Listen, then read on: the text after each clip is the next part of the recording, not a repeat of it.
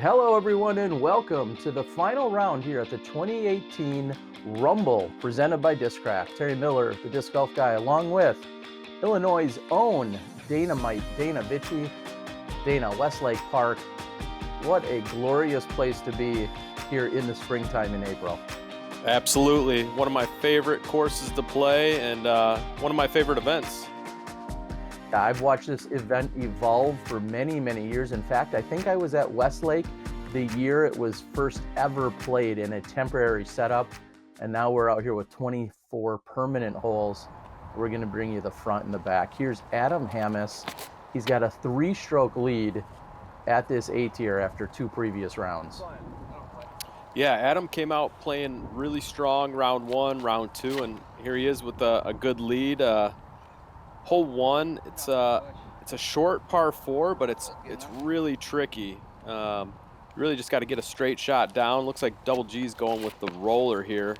But really it's all about just getting that 3, and you can get an eagle on it. We'll see where Garrett's roller ended up. And we've got, rounding out the card, Minnesota's own Jordan Castro, and that's a really good line. One thing that's always in consideration out here at this course are the winds, and winds near the water, winds near the basket. You hear it there in your headphones probably. There is wind everywhere on this course.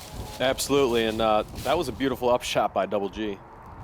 And go figure, Double G with a big grin on his face. Do you ever find him without a smile?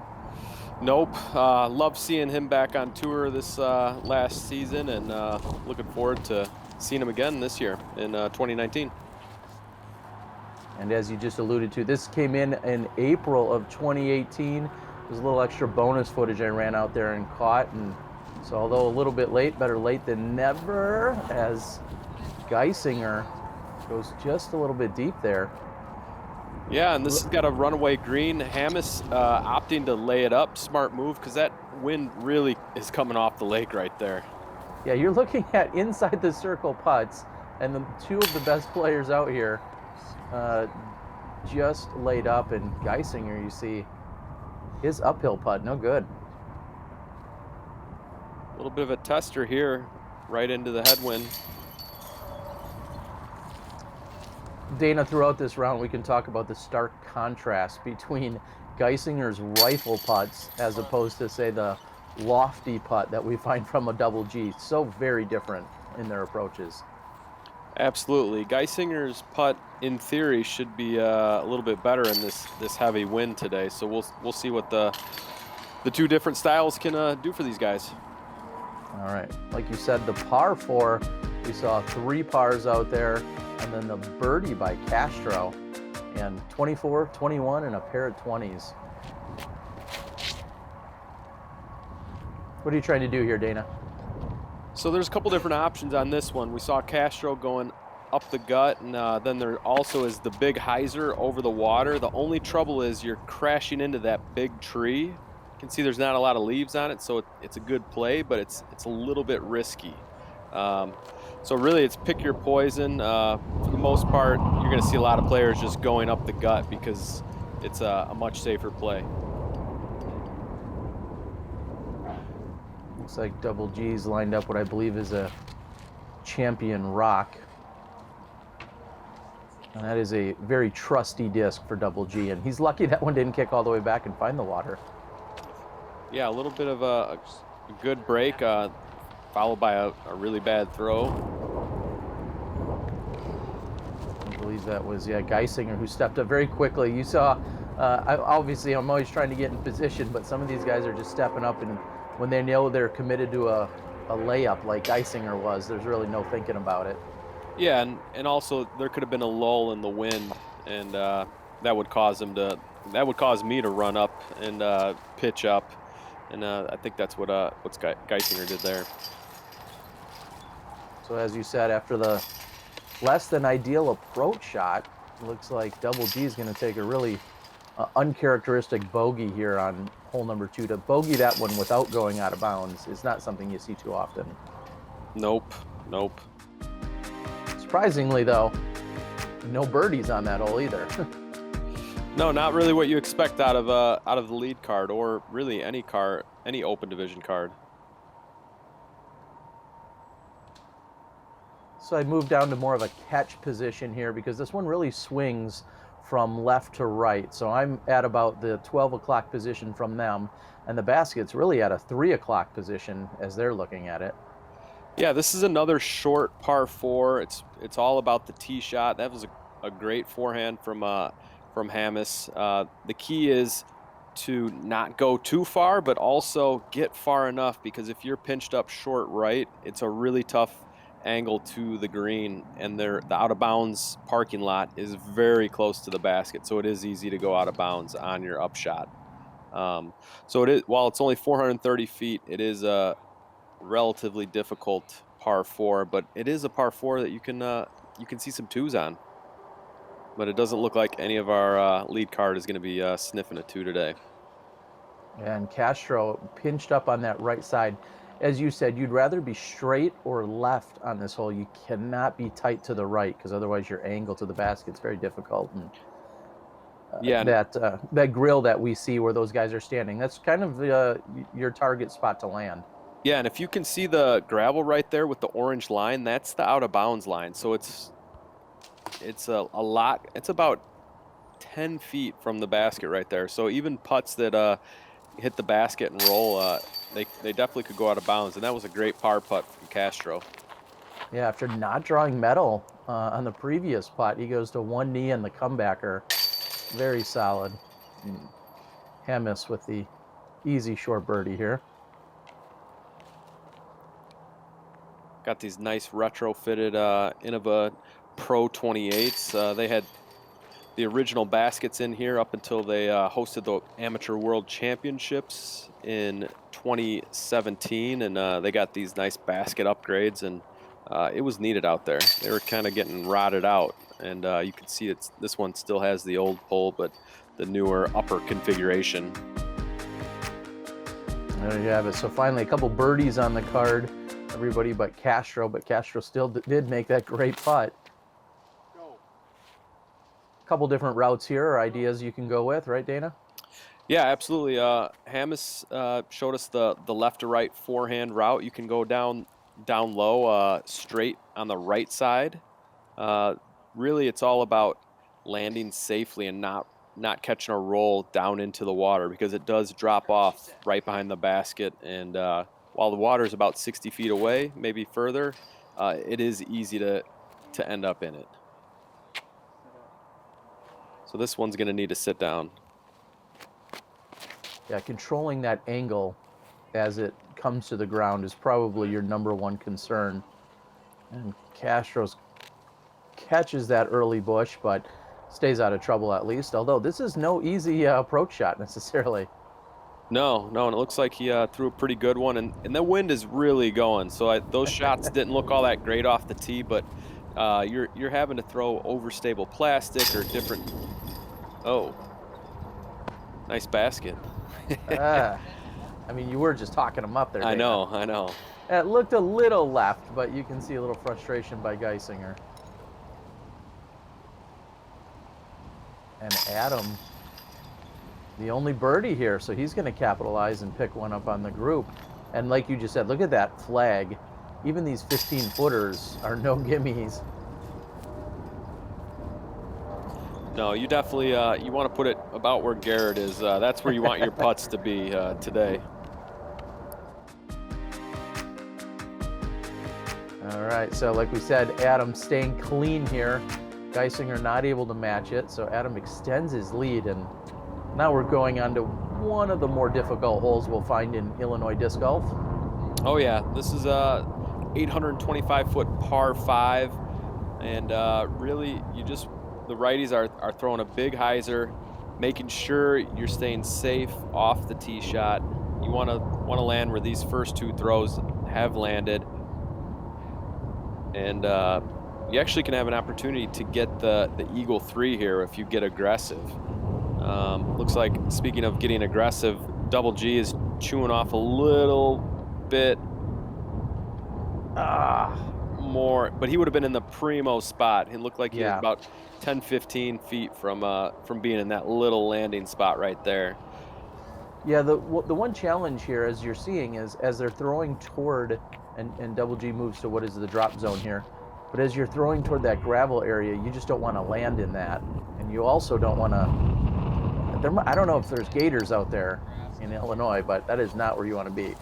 No, there's a lot of fish out there, and a lot of discs as well.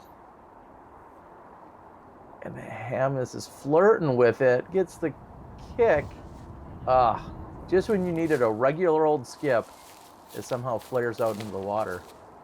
Yeah, so this is a really tough. You gotta land it in about a 75-foot zone between the trees and the water, and as you saw Jordan skip in, so you've got to hang it out wide. But the trouble with that is obviously the water on the right, and that was a great shot right there. That looks like it's in eagle zone. So Double G has already been out of bounds twice, and now this one looks like it's going to find itself back in bounds. But speaking to the challenge out on this course, when you've got 2 OB shots in your first 2 throws, that's pretty rough. Oh, and Hamas, no. Yeah, that was he finds himself. That was a pretty bad mistake by Hamas to follow back-to-back out of bounds there. He had a pretty easy up and down, even with the wind. So even with the, yeah, go ahead. That was a great putt by Garrett. Just lofting it up there, dropping it in. Castro with the death putt, because that water is pretty darn close to the basket. As Hamas, as Hamas illustrated with his upshot. So somewhat mitigating the issue in that they both had 2 OB shots and were able to only walk away with bogeys. Not too bad for both Hamas and Double G, but look at that. Picking up 3 strokes on those guys is Geisinger. Very impressive. Absolutely. He made that look easy too. And this number 6 is probably one of the worst holes you're going to play in disc golf. Only because it's grown out, and the local club, the local disc golfers are not allowed to do any work out here at Westlake Park. So the original gap is not accessible. And so you're seeing this par 3, 305-foot shot, these guys pitching up, and we'll see what Garrett gets funky with it. So Garrett tried to still go through the gap and threw a really good shot, but again, this hole is not playing as it was designed, and it's just really not that fun. But nothing that the tournament directors or local disc golfers can do, because they're handcuffed out here at Westlake Park with the maintenance that they can do. And unfortunately, the park doesn't do much maintenance on the course. Well, it is a beautiful piece of property, hundreds of acres out there. I've actually camped as Jordan makes a good run there. I've camped out at that park as part of this tournament many years ago. Oh, Double G with that one look at the birdie. Yeah, and really, if you get a 2 on this hole, you're picking up at least 1 to 2 plus strokes on the rest of the field. These pars are, we'll call these pars half birdies here. So routine cleanup here for the rest of the group. Flags still blowing out back toward the water where we just were. And everyone else is going to have pretty easy tap-ins.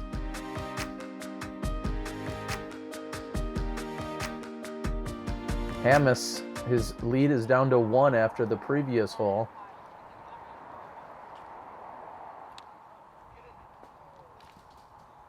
And this is a blind shot. You just have to trust it, Dana.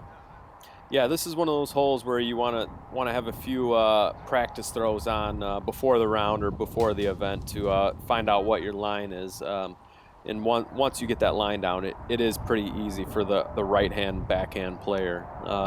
The left-hand players that don't have that power forehand will have a little bit more trouble, but for the most part, this is the part of the course where you can really rack up some 2s, and there aren't a whole lot of easy 2s out here, except for this little section here that we're about to play. And at 335, it probably plays closer to 300 at most. I mean, I'm not sure if my positioning on the catch really gave you just how much of a downhill slope it is, but that's really just kind of a 300-foot throw it out there and let it finish. Oh. Lumberjack Hamas there, a little frustrated. He didn't have much of a line from where he was, and Geisinger can't tie things up. He was also right there for it. Yeah, we had I think 3 putts right there in the circle, but they were all in that brush and didn't have a clean release on it. But a little bit surprised that we didn't see some more birdies here. But tight overgrown green. That's going to happen. And take note here, we're in April, second or third weekend in April, and we've got 3 guys in pants and 1 guy wearing gloves yet. So even though there's no snow on the ground, it is far from, we'll say, warm or glorious out there. Bunch of pars though, and this one at 290 plays all of that, and you got to have the right position for it, of course. Yeah, speaking of position, Geisinger should be in really good position, pretty close to the basket. This hole definitely plays to the power right-hand forehand or the lefty backhand. There also is a big righty hyzer, but I don't believe the wind is there for that today. I think Hamas sawed that off just a little bit. And yeah, if you find yourself way deep of the basket up into the right, I believe there's OB way up there. Isn't there a parking lot, Dana? Yep. You see that car going by, heading over to the parking lot. The right-hand backhand shot is the one that you'll find going out of bounds if you turn it over and it flexes out, getting that extra distance. It's hard to do, but it's definitely doable. Nice shot. Hamas, I think he was being facetious by saying nice shot there. Yeah, we should. We'll just let him do the commentary on this. Double G with just an easy approach up there. This is Hamas for his par and a solid run, but with this wind, every 15 and 20 footer is still a tester in my opinion. Oh, absolutely. Look at that park job. Yeah, that was a great drive by Geisinger. And you notice a lot of our players really watching the disc fall all the way into the basket, even on those short ones. We're about a third of the way through the course right now. And that famous word we hear in disc golf, momentum, seems to be all in Geisinger's favor. After he takes the birdie there, he's actually pulled himself into first place at 25 under par and picked up 4 strokes on our leader, or our previous leader in Hamas. Yeah, Geisinger's catching fire here, even with the missed putt on 7. And here we are on hole 9, 330 feet. It's another right to left shot. I think that hit the basket. It did. Everybody owes him $1. But yeah, this is another one that you really want to get, especially if you're a righty. Even in this wind, you want to at least get it in the circle and be looking at a birdie here.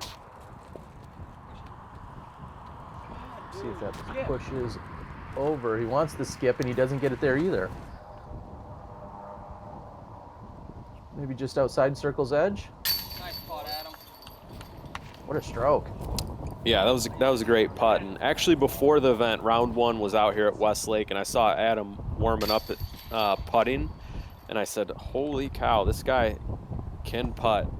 Flashback to the World Championships from the previous year, where we saw him on the lead card, and he's a gamer, and his putt was on this weekend. And in this wind though, that kind of, even if you're hot, that you can throw that out the window in 25-mile-an-hour gusts. Adam just in his late teens as he's battling here. It looks like a 2-horse race at this point, although plenty of golf, but we'll have to see as that unfolds. And is that a Geisinger trick shot? I'm not sure that was intentional. Yeah, it looked like he let that go a little low. See Castro going with the big right to left hyzer shot there, as is Double G. Mike Robinson, local, he likes to go grenade on this. There is a lot of different ways you can play it, but for my money in this wind, I like this shot right here. Low forehand skip shot. We'll see who was more effective.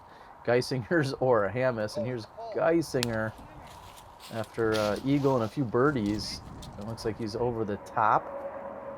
Yeah, he's going to be in that ditch a little bit, making his comebacker a little bit tough, and that was a great putt by Castro. Looks like he had a little lull in the wind and took advantage of it.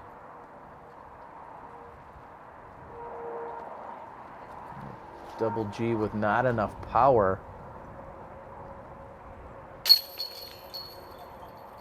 Yeah, you'd have to say that Geisinger and Hammes, two of your more forceful putters that we find out there, and you mentioned it on the very first hole.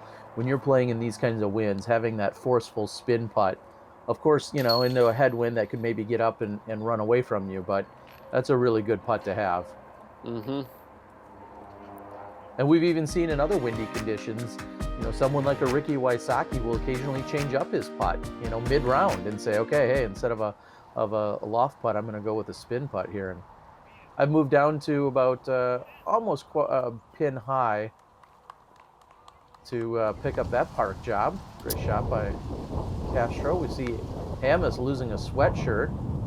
Maybe things are warming up.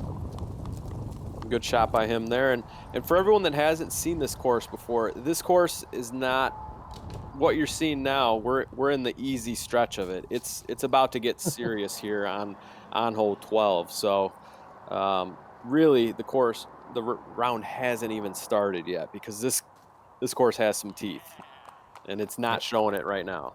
Now these guys are all putting themselves right there for the birdies, and it looks like Geisinger will likely start off the star frame. This was also the final hole at the AM Worlds you referenced a little while ago, where we watched all of our AM World champions crowned.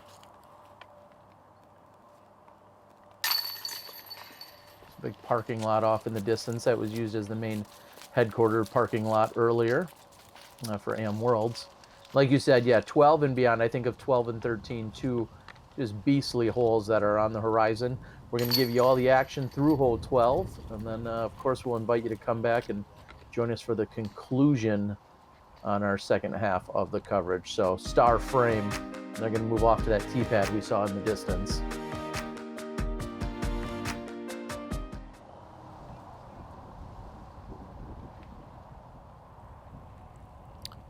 So hole 12, it's all about the tee shot. You can see the basket there. It looks like Castro just filleted that tee shot. But really, if you get a good tee shot off, you should put yourself within maybe 100, 150 of the bucket and be able to look at a birdie. Yeah, Castro's shot was really, I'm glad it was the first one, because that was kind of perfect. Geisinger's also looks pretty good right there. There is a gap that you're trying to penetrate through, and you're probably not going to get there on your first drive, and you just want to put yourself in position. Uh-oh. Unless you're double G trying to get to that green, but it looks like he's in no man's land. And really hits that gap nicely there for Adam.